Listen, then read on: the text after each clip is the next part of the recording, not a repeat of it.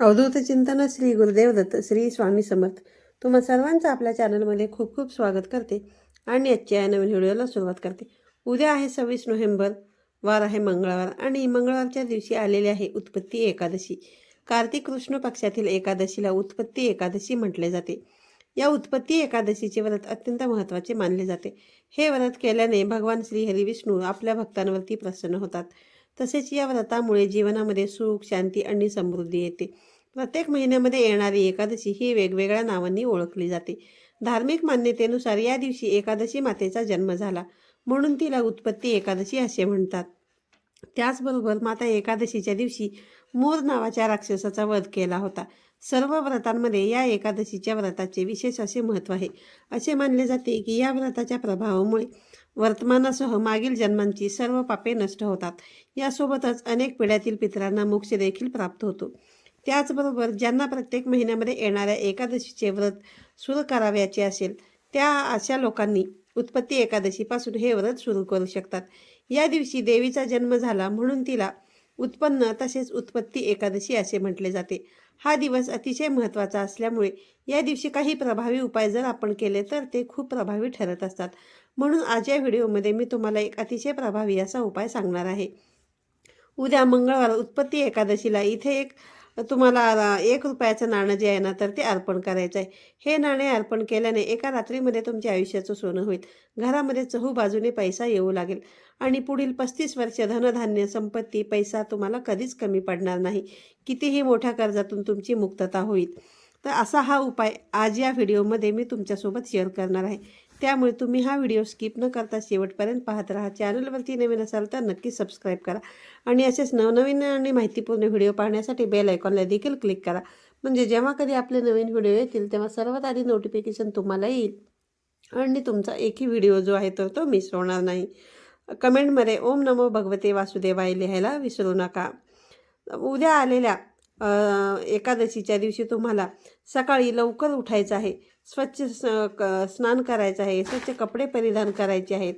त्यानंतर आपल्या देवघरातील देवांची स्वच्छता करून घ्यायची आहे. देवपूजा तुम्हाला करून घ्यायची आहे. त्यानंतर भगवान श्रीहरी विष्णूंचा फोटो असेल तर फोटो तुम्हाला पुसून घ्यायचा आहे आणि मूर्ती असेल तर तुम्हाला मूर्तीवरती अभिषेक करायचा आहे. भगवान श्रीहरी विष्णूंना केळीचा नैवेद्य दाखवायचा आहे. त्याचबरोबर तुळशीपत्र अर्पण करायचं आहे. या पद्धतीने सगळी पूजा अर्चा करून तुम्हाला घ्यायची आहे. त्यानंतर मी हा जो उपाय तुम्हाला सांगणार आहे, हा उपाय तुम्ही अगदी सकाळपासून ते संध्याकाळपर्यंत जेव्हा कधी तुम्हाला शक्य होईल तुम्ही त्या वेळेमध्ये करायचं आहे.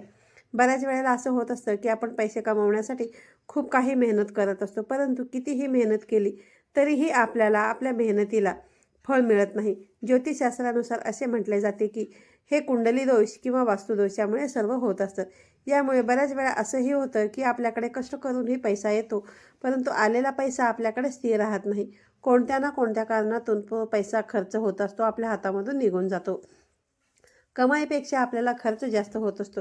त्याचबरोबर तुमच्यावरती भरपूर असं कर्ज असेल, कर्जाची परतफेड करण्याचा तुम्ही प्रयत्नही करत असाल, परंतु ते कर्ज फेडण्या इतके पैसे तुमच्याकडे येत नसतील किंवा ते कर्ज फेडण्यासाठी तुम्हाला योग्य मार्ग मिळत नसेल, तर हा 1 रुपयाचा नाण्याचा हा उपाय तुम्हाला अवश्य करायचा आहे. हा उपाय केल्याने तुमची कितीही मोठ्या कर्जातून तुमची मुक्तता होऊ शकते. आता हा उपाय फक्त केला आणि लगेचच तुमच्याकडे पैसा येईल तर का, असं नाही.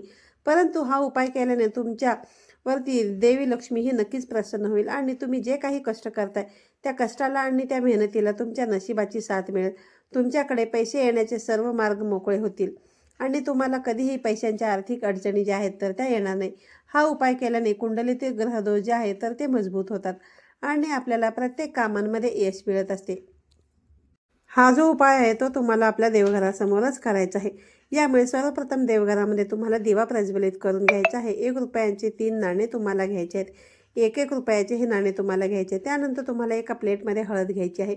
हळदीमध्ये थोडंसं गंगाजल टाकायचं आहे आणि गंगाजल तुमच्याकडे नसेल तर पाणी टाकायचं आहे आणि त्याची तुम्हाला पेस्ट बनवून घ्यायची आहे. आणि हे 1 रुपयाचे 3 नाणे जे आहेत ते सर्वप्रथम तुम्हाला पाण्याने धुवून घ्यायचे आहेत आणि तेल आणि तुम्हाला त्या हळदीच्या ते नाणे जे आहे ते तुम्हाला त्या हळदीच्या पेस्टमध्ये बुडवायचे आहेत. दोन्ही बाजूने तुम्हाला त्या नाण्याला हळद जी आहे तर ती लावून घ्यायची आहे. यानंतर एक प्लेट घ्यायची आहे. त्या प्लेटमध्ये तुम्हाला मुठभर तांदूळ ठेवायचे आहेत. त्या तांदळावरती तुम्हाला हे 1 रुपयाचे 3 नाणे जे आहेत तर ते ठेवायचे आहेत. यानंतर त्या नाण्यांना हळदी, कुंकू, अक्षता, फुले तुम्हाला अर्पण करायचं आहे. धूप, दीप, अगरबत्ती ओवाळून घ्यायची आहे आणि तिथेच बसून तुम्हाला एक वेळा विष्णू सहस्रनामाचं पठण करायचं आहे आणि एक वेळा श्री सुक्तमचं पठण करायचं आहे. तसेच एक माळ तुम्हाला ओम नमो भगवते वासुदेवाय नमः या मंत्राचा जप करायचा आहे. जर तुमच्याकडे जपमाळ नसेल तर मग 5 मिनिटं तुम्हाला हा मंत्र म्हणायचा आहे. यानंतर तुम्ही दोन्ही हात जोडून माता लक्ष्मी, भगवान श्री हरी विष्णू यांना मनोभावे प्रार्थना करायची आहे. तुमच्या ज्या काही आर्थिक अडचणी असतील तर त्या अडचणी दूर होण्यासाठी, घरामध्ये सुख, शांती, समृद्धी येण्यासाठी तुम्हाला प्रार्थना करायची आहे. त्यानंतर ते नाणे तिथेच तुम्हाला देवघरामध्ये काही वेळासाठी ठेवायचे आहे. त्यानंतर ते 1 ते 1.5 तासानंतर काय करायचं आहे तर त्यामध्ये जे आपण 3 नाणे ठेवले होते त्यातील एक नाणं तुम्हाला घ्यायचं आहे आणि एका कागदामध्ये पॅक करायचं आहे आणि ते नाणं तुम्हाला तुमच्या पर्समध्ये नेहमीच ठेवायचं आहे. कधीही तुम्हाला ते नाणं जे आहे तर ते खर्च करायचं नाही आहे. हे नाणं तुमच्या पर्समध्ये असल्याने तुमच्याकडे चहूबाजूने पैसा येत राहील, लक्ष्मी तुमच्याकडे आकर्षित होईल.